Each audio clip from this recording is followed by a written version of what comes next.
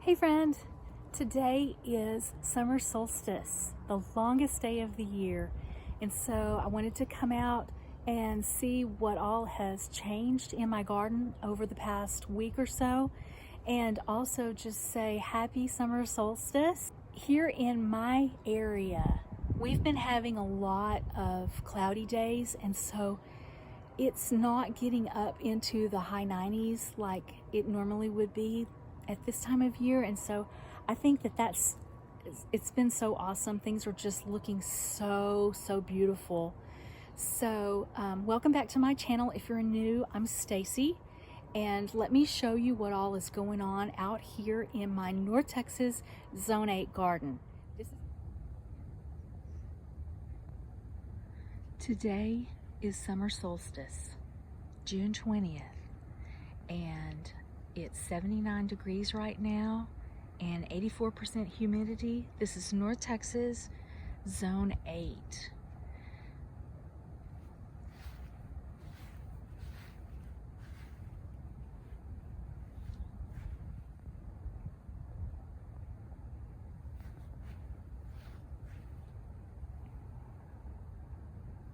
All right, let's get started with my loofah.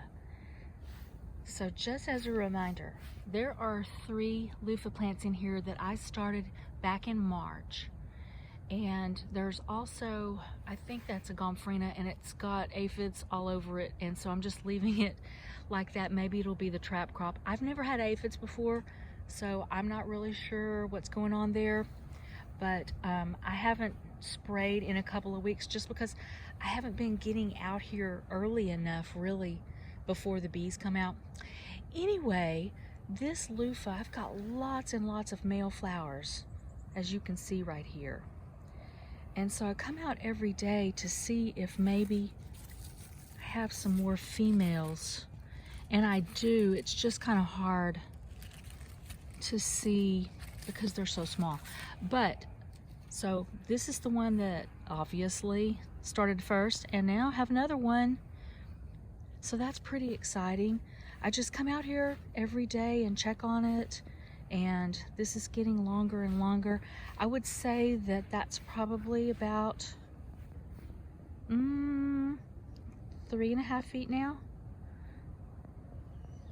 So that's pretty exciting. This is my first year of ever growing loofah, and it's really a pretty vine. And then over here on the other side of my gate is my Moonflower. And this is the second time that I've tried it, but I've never had it do this before.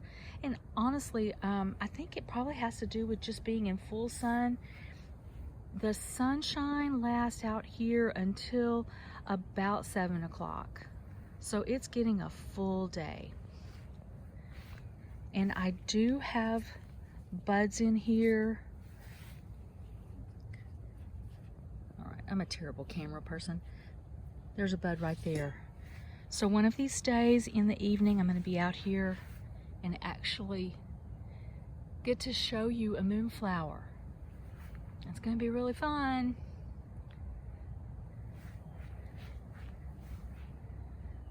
Okay, let's swing around and look at the rest.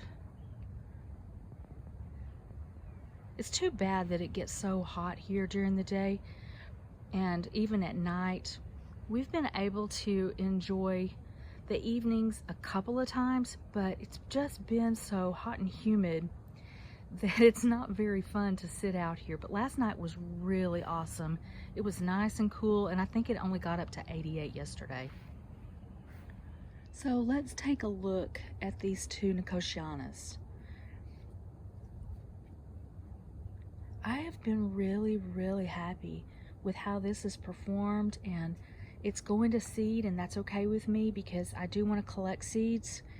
I'll be honest, the reason why I wanted to plant something that was tubular in shape this year is because we have had hummingbirds the last 2 years, and we have a tree that's over close to my backyard, and I'm pretty sure that's where their nest was. So I don't know if the freeze got them this past winter, but we have seen 0 hummingbirds this year. And I just wanted to say, you know, I planted this for you, but I haven't seen any of them. So I'll try it again next year. I'm not sure if this is going to be a perennial for me. I am going to try to put it in a place where it can overwinter. And then this guy, same deal. You know, these were planted on the same day. Seeds started on the same day. And I still don't see anywhere in here where there is a bloom stalk. That's just crazy to me. It gets exactly the same thing as this one over here. I don't know if I have any hope for hummingbirds this year, but maybe. Now I'm going to swing around to this other side because I think I probably have lost my mind. I took the rabbit fence away from this one just because I wanted it to be able to kind of sprawl out. And we have not had the same rabbit pressure this year as we have had in the past. I don't get it. I don't know what's going on. And I'm getting a little brave here to remove the rabbit fence. At this point, I think it's probably big enough that they would probably take off some of this sweet potato vine. And I've actually cut some of it off and started to propagate. But the thing about what rabbits will do is they'll jump up into the container, and sometimes they will put their kits in here to protect them, and sometimes they will just sit in here and eat like it's just a rabbit buffet. Some of that black stuff that you see right there, I did come out last night before we went in for the night and put blood meal into this container, hoping that that would deter them because they don't like that stinky smell. And so it doesn't look like that they bothered anything last night. I don't know if that's because of the blood meal or just because they've kind of moved a little bit from the house. They had a den, or what is it called, a burrow, underneath the house next door, we're pretty sure, and they've done some work over there. So maybe they all got scared off and they've moved on to some other house. I don't know. I'm liking that I can leave stuff out like this now, or well, maybe not. We'll see. So this container has 1 Supertunia Vista Jazzberry. It has 1 sweet potato vine. There is an anise hyssop right here. This is the Gomphrena from Baker Creek. I think it's called Salmon. There are 2 hollyhocks in here that I started from seed, and then there's also a couple of sunflowers. And at this point I'm thinking, oh well, I have way too much in this one container, but I'm not going to try to pull anything up right now. I'm just kind of let things go.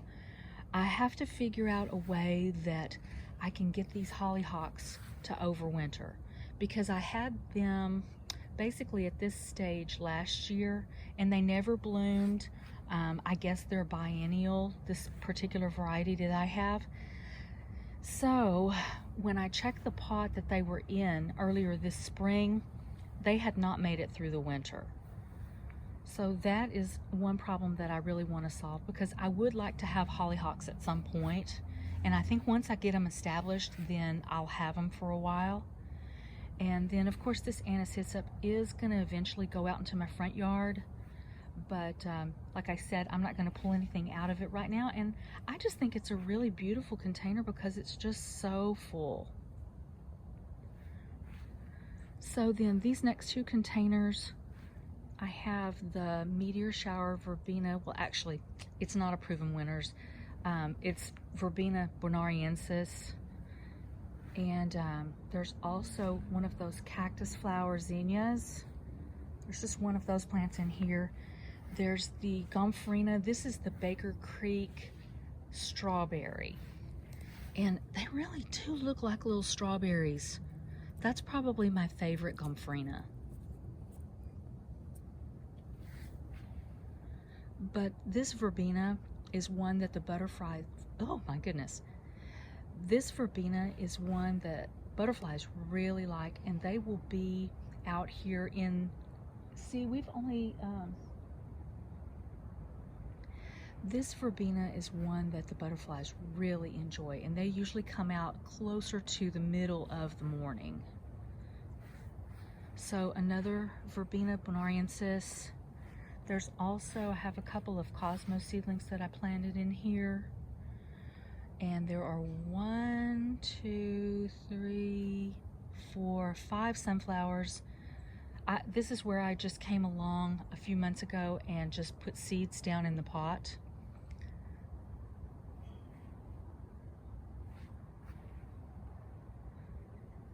So those 2 verbenas will also go out into the front yard this fall. Oh, and in the middle, here is, I don't know if you can see, there's a Henry Dulberg salvia, and I've cut it back already. So next, I have a container of, this is a queen lime orange, and there's a bat face kufia, and then I just put a little bit of sweet potato vine in this one too, just to have something that's going to trail over. Now I really love how these black-eyed Susans have done, and I grew them from seed. And I was at Callaway's the other day. Here, I'm gonna come around. No, I'll just stick right here. So I was at Callaway's the other day, and they were selling black-eyed Susans that were about the same size for $12.99. And I would just snicker to myself, you know, gosh, they're so easy to grow from seed.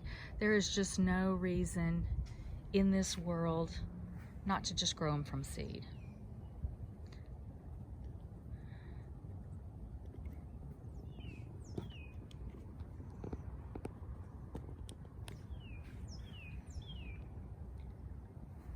Also in this container, strawflower.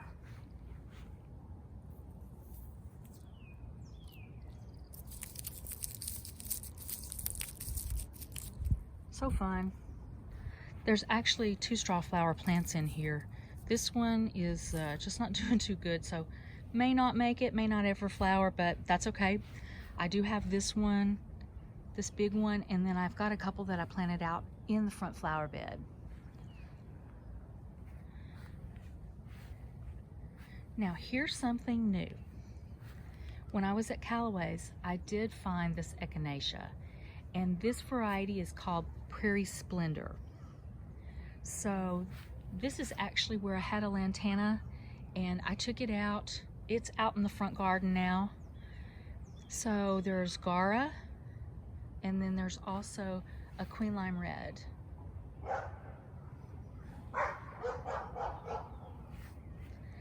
Next door to that, another Queen Lime Red. I think it's so interesting how different this one is from that. Just interesting variety. There's also strawberry gomphrena here and the bat face kufia.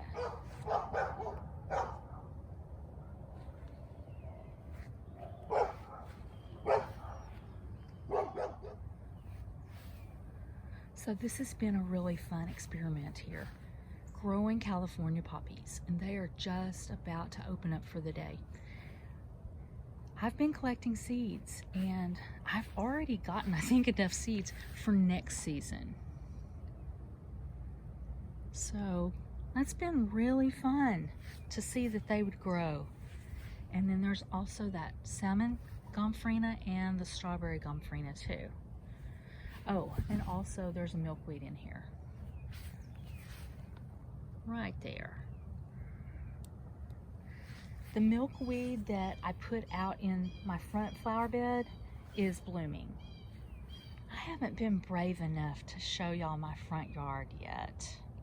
Maybe.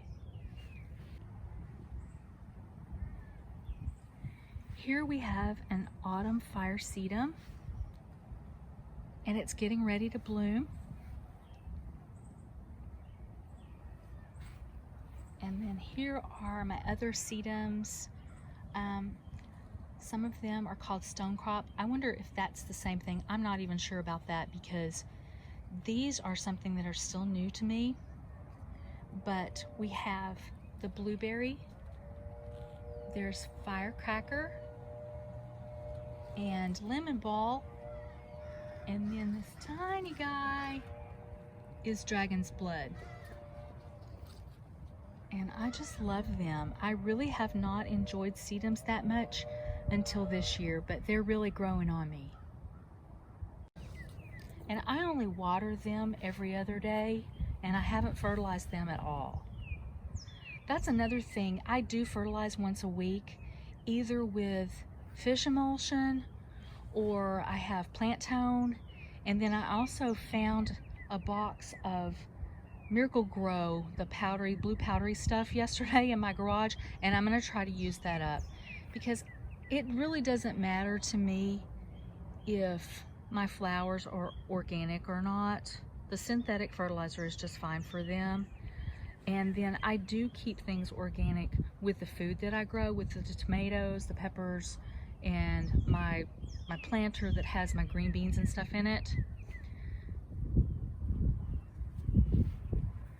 So this zinnia variety is called Giant, and it looks like something has been eating it.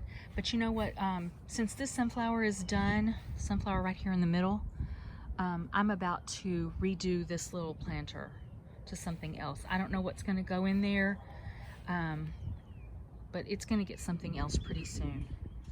This sunflower is Lemon Queen, and it's my absolute favorite sunflower. And let me just swing around here. This is another big surprise for me because it's obviously it's done. It's on its last leg here. But the squirrel usually comes out almost as soon as they start blooming and climbs up and then gnaws it off. But it's just left it intact this time, so I'm really happy about that, and I've been able to enjoy it. You can see a bee out there already at work.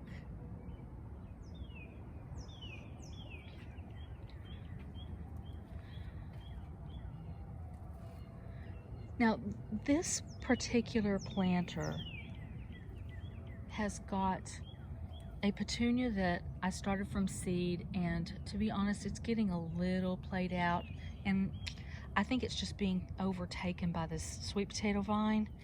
And then there's also a verbena, and this verbena, it's, you know, they go in and out, so it'll flush out and be really vibrant for a while, and then it'll kind of go to a place where they all look like that. So verbena for me is, I'm thinking it's probably not what I'm gonna fool with next year. I'm already starting to kind of gather my thoughts about what I'm gonna focus on next year, because I've seen what, you know, I've had enough experience now for the last 2 or 3 years to see what works. And verbena is just not doing it for me anymore. And I have loved this geranium this year. It's really just so beautiful and vibrant. I don't like deadheading, and so this is probably the last time I do geraniums too. And that's just one geranium in there. I bought that at Green Acres in Irving, and it came from a hanging basket. And so I just plopped it into this pot, and it's done great. I mean, it really has done so amazing, and the rabbits will just leave it alone. They don't like that stinky smell. But the deadheading, like that, I'm not a fan of that. It's fine. And then my evergreen rosemary. So, another rabbit story. This container, I had taken this fence thing off a couple of days ago, and I wanted to see it kind of sprawl out too. Well, last night around dinner time, I noticed a rabbit sitting right here just looking at it. And so I did put the rabbit fence back on, and I did put blood meal in here. So here's what I've learned about rabbits while I show you what's in here. This size fence, I think, is 24 in height. That is nothing to a rabbit. If they really want to jump up in here, it's no big deal. They will. They're a lot less likely to get up in a pot that's completely full like this one. But when I took the rabbit fence off, there's kind of like a blank spot in here underneath this black-eyed Susan. And this is the pot the last 2 years that I've had a mama rabbit put 2 kits in. And they're not going to be in there that long. Usually they only last about a week before they're ready to jump out and go be, you know, a rabbit. But in that really it's 1 week, in those few days, I don't want to water. I came out and watered earlier this year. It must have been around April. I have a picture of the kits. But one day I had watered and I didn't have anywhere close to this much. I only had a dianthus in here at that point. And I came out and watered and I could hear this squeaking sound. And I knew right away that I had some rabbit kits. Sure enough, I pulled it back and there they were. So then I just, you know, I don't water because I want them to live, even though I know they're going to be bothersome for me eventually. So it wasn't very long before they went ahead and hopped out and went on their merry way. But this is the pot that she's had her kits in. I'm assuming it's the same rabbit. And so I kind of think maybe that was her and she was looking at it again thinking, oh, you know, here's their home, or at least their little nursery for a while. So in this container, I do have black-eyed Susan. I have a couple of them. There's Creeping Jenny and Queen Lime Red. And then around on this side, there's Yarrow, and then the Gomphrena White. I think it's called Snow White. That's what Baker Creek calls it. So the black-eyed Susans should be perennial for me. The Yarrow is definitely perennial, and so is the Creeping Jenny.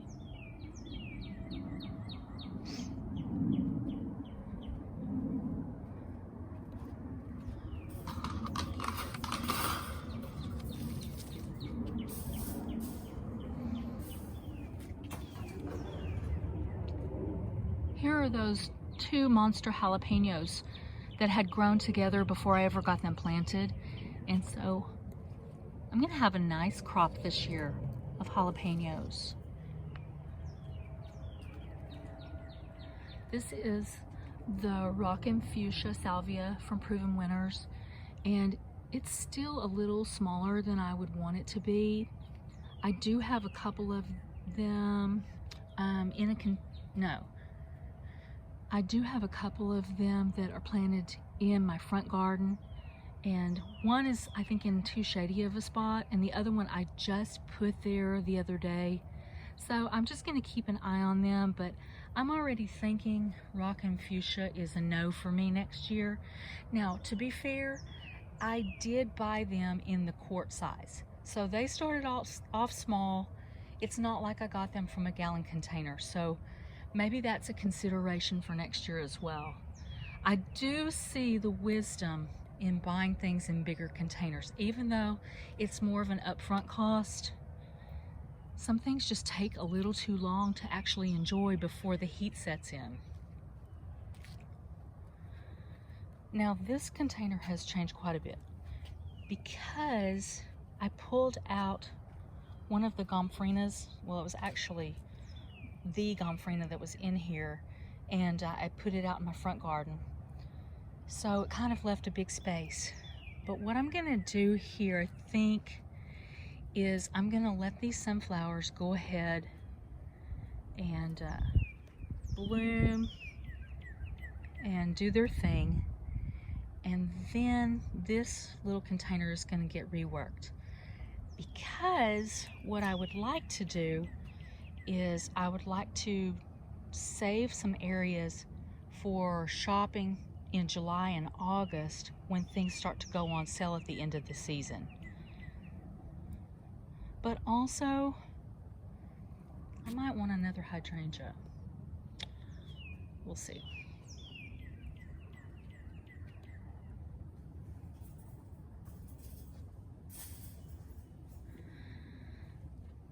All right, the raised bed.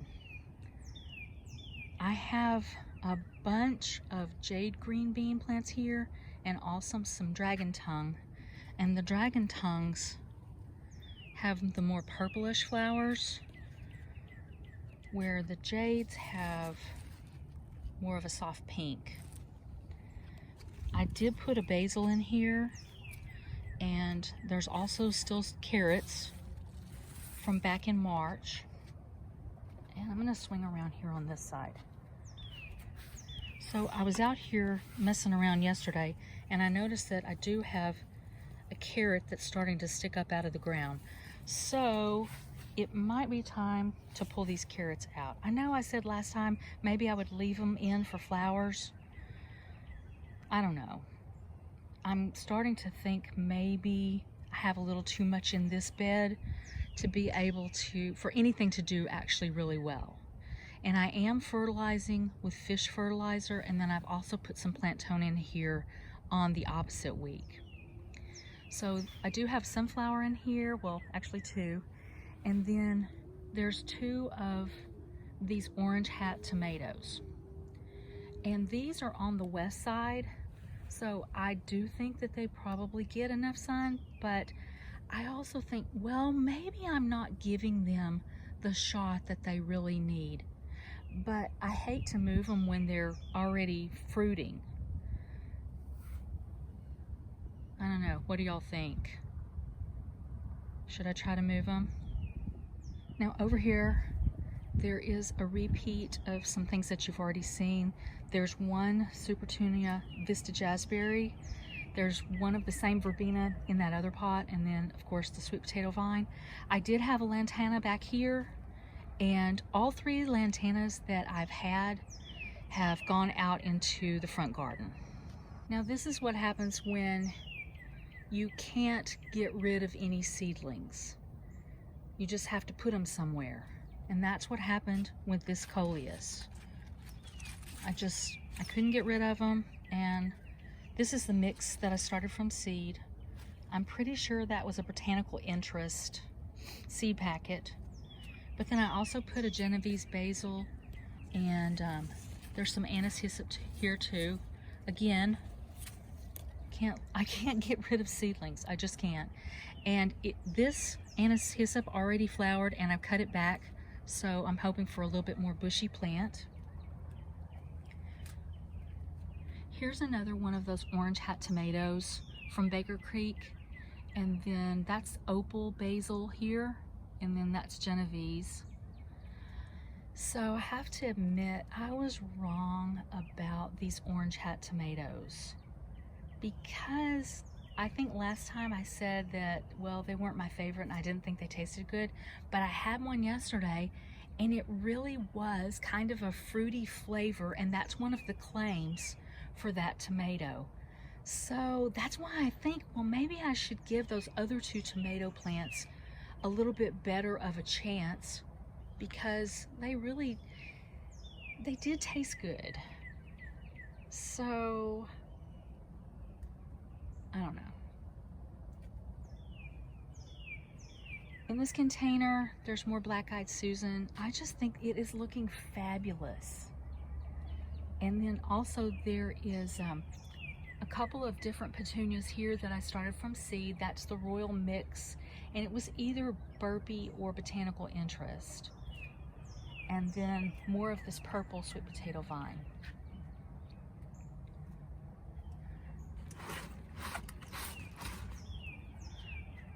This is the Jalapeno. And it really does not have the heat of a regular jalapeno. And this one I had on the ground over where it would get more sun. I'm probably going to put it back out there, but I need to make up some more cages now that I've got rabbit fencing and I've got my snips.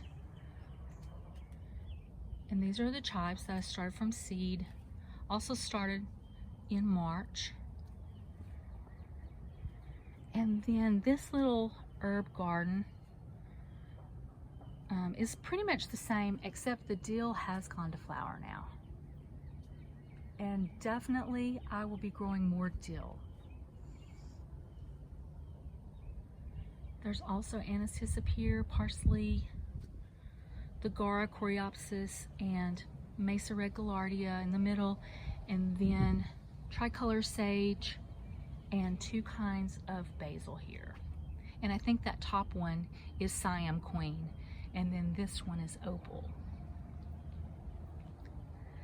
So nothing has really changed here in these 2 containers. They're just getting bigger. I'm so surprised that these particular coleus have made it through all of the wind that we've had. And we've got a Vinca major here, variegated. And then in this container, there's an English ivy, along with the fishnet stockings coleus.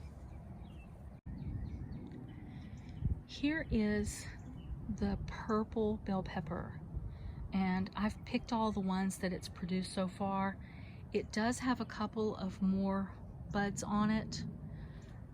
It's an okay bell pepper, and probably I'm not giving it the best shot either because it's just in this smaller container. It's not a Proven Winners brand. It actually came from, let's see, Bonnie. I got that at Lowe's. And as far as bell peppers go, it's fine. It's really thin walled, and I think that's just because it just it doesn't get big enough to have the thicker walls. It tastes fine. I've been using it in my cooking, but I probably wouldn't get a purple one again. I don't know, there's just something in my mind that thinks the bell pepper should be green. Now I have started some more seeds, and these were started on Father's Day, and that hyacinth bean's already starting to pop up.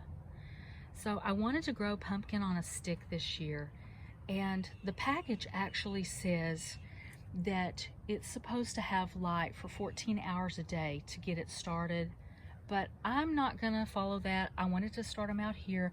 I don't want to set up my grow light inside right now. I just don't feel like doing that. I have other things going on inside my house. So we're gonna give it a try. I do bottom water this, so every day I come in and pour water into this container, let them soak up water, and then I pour it off in the afternoon. So 3 pumpkin on a stick. Every time I see that label that I put on it, I think it says so as. Anyway, and also that is Black-Eyed Susan Vine, which I said I wasn't gonna start this year, but then I ended up getting some seeds when I bought the pumpkin on a stick seeds from Botanical Interest, so why not? Back here, I'm still letting all of my basil and cosmos seeds kind of get a little bit bigger before they go elsewhere. The Moonflower has already done its bloom thing for this year, so it's gonna wait until it's time to go back out into the front garden. These coleus, I did come in and trim because they were flowering already, which is fine. It doesn't really bother me, but I just wanted to take some cuttings and propagate them a little bit. But also, I just really don't want coleus flowers. And then there's also a wire vine in here, and then 2 little hostas.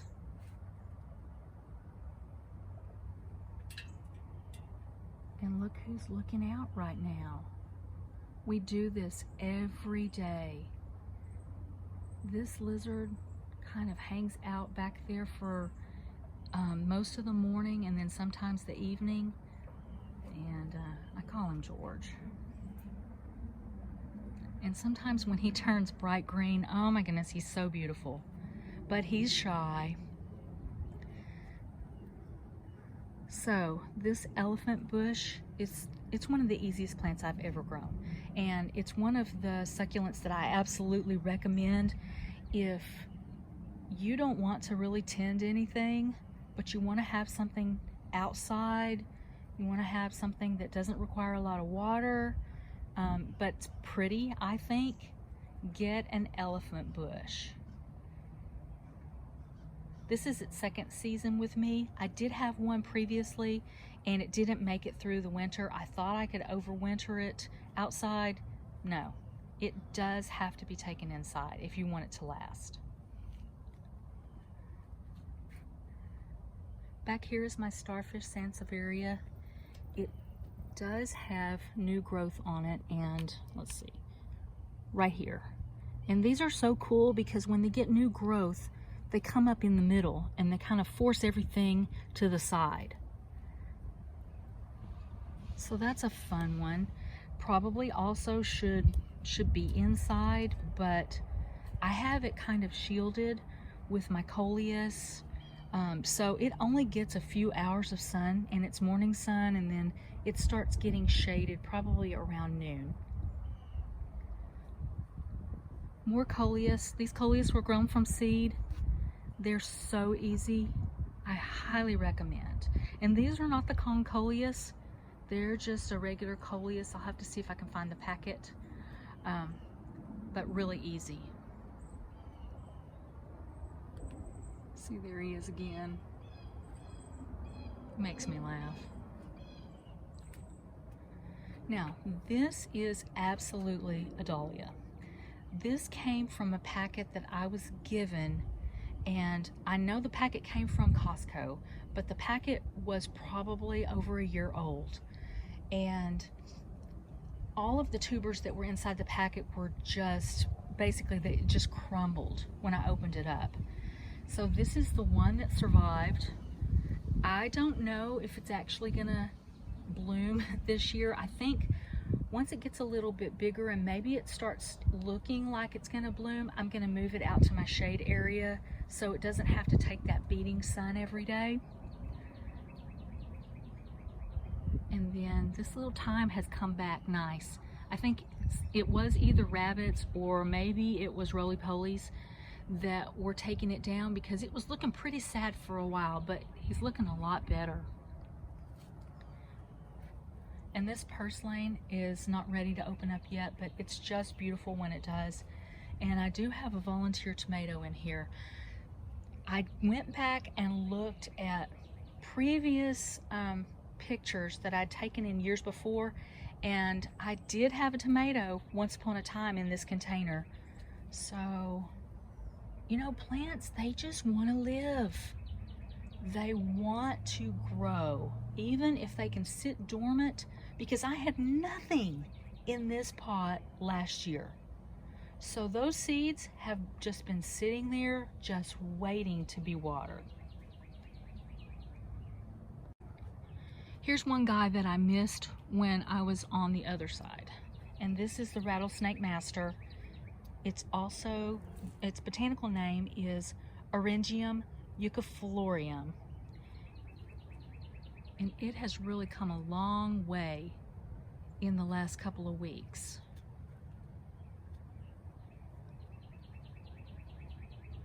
Now the claims on this are that it's supposed to be just a butterfly magnet once it blooms. And these are not soft, they're really pokey. But that's pretty exciting to see that grow. And this is the first time I've ever had it. It's a Texas native, but it's also a native to the prairie Midwest. So here's the last area. And I'll just say that I'm really happy with the way that this has turned out. I have another video where I talk about kind of how this came to be and what all I did. But I have 3 tomatoes here. All 3 of those are indeterminate cherry tomatoes, and those are my favorite. I've grown Romas before, and I'm not gonna preserve things. That's not me. But I do love to come out and pick cherry tomatoes, and I also love to make bruschetta, and I'm gonna have tomatoes. I'll have basil that'll be ready to harvest pretty soon, and I just need to buy some good crusty bread, and I just love that. That is one of my favorite things, and it's one of the reasons why I grow tomatoes. I don't grow a lot of vegetables because the vegetables that we eat, I can buy enough at the grocery store. It's just my husband and I, and we eat some vegetables, but not enough to warrant growing very much. So the peppers, the tomatoes, the green beans that are coming along, and then the carrots. That's pretty much the only vegetables that I really care to grow. Now this area, I originally thought I probably would fill it up with a bunch of begonias because they could handle the sunshade situation back here. It's kind of turned into a little rehab area, and again, I have trouble getting rid of things, letting things go. So let me just show you what's in here right now. This is a hummingbird mint, and for whatever reason, it was not doing very well out in the front garden. So I'm just gonna let him kind of rehab back here. This is one of those Colus that it was planted in a container, so this is not like a propagation situation here. It did actually come with soil, and this is a test to see if the rabbits will leave it alone. So far so good. This is one of the verbenas that I had in a different container, and that propagated Colus came along with it. I'm totally fine if that verbena doesn't make it. I mean, it's just, it's not my favorite.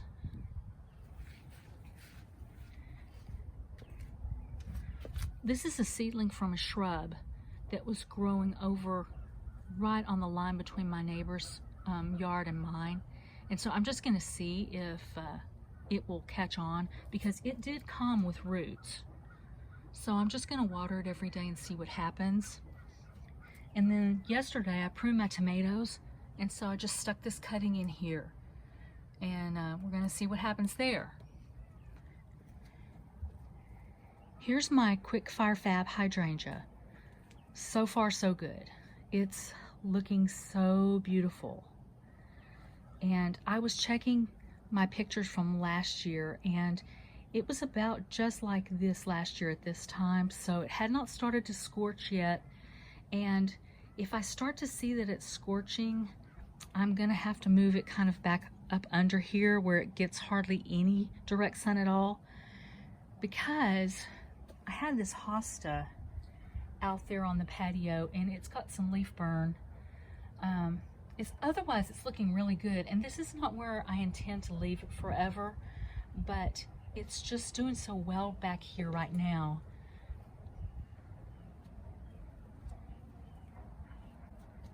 And lemon coral sedum I put into this hanging basket. Now, this shepherd's crook is a cheap piece of trash that I bought from a big box store. It's not very sturdy, and so I've got it in the ground, and I've got it bungeed over there to the fence.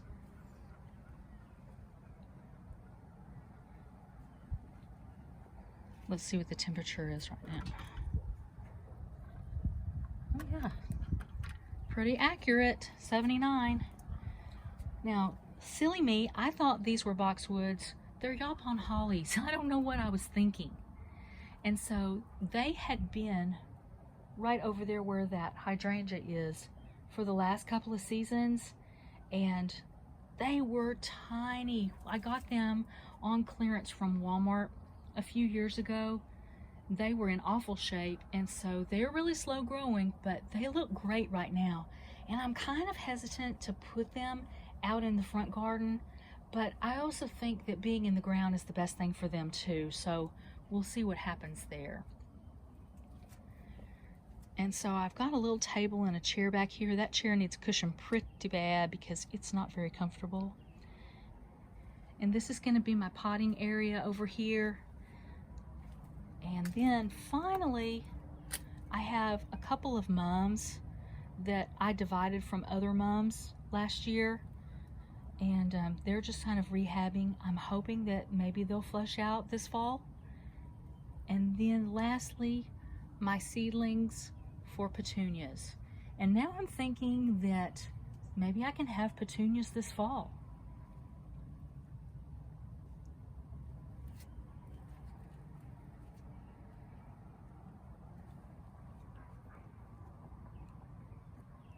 So I have a few tomatoes on the way.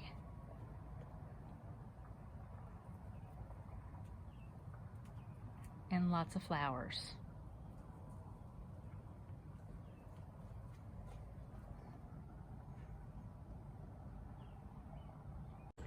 Okay, that's it for this week. Hope you're having an amazing day.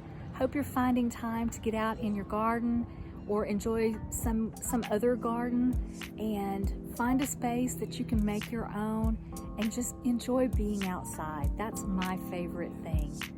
So until next time, thank you so much for joining me. I really, really appreciate it. And until then, have a great day, and I'll see you in the next one. Bye.